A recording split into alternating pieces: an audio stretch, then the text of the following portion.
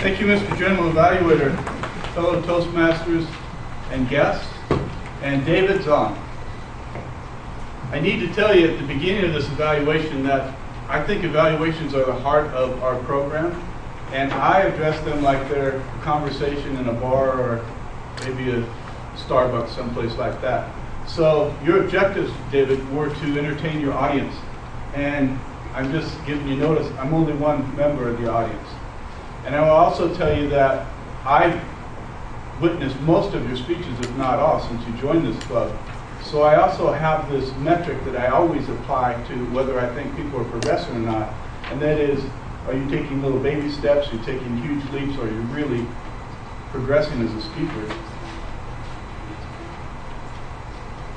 The Confident Communication Manual is full of what I call the basics of public speaking. And if you're Barack Obama or you're Steve Baer, they all apply. You're an excellent example, David, of what happens if you are pragmatic, you pay attention to your assignments, and you put effort into it. There's no doubt in my mind that you put effort into this speech. And the reason I know is it's very hard to prepare a speech with as much content as you did. And I did look around the audience while you were speaking to see, am I the only one that's really caught up in the details here? When you were talking about the difference between a physical heart, just being a muscle, and an emotional heart, and you continued to give us a lot of anecdotes that painted a mental picture for us, so that when I'm driving home tonight and I start thinking about horse and driver, I'm going to remember, well, David wasn't talking about a horse and a driver. That was an analogy.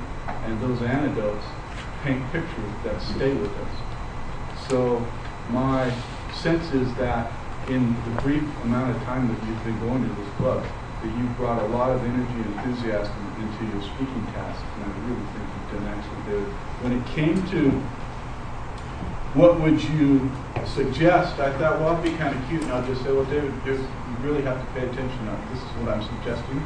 You have to come back and practice every week. But there is a more serious side of that, and that is that whatever effort you've been putting into this is paying off. You are a much better speaker than you were just a short few months ago.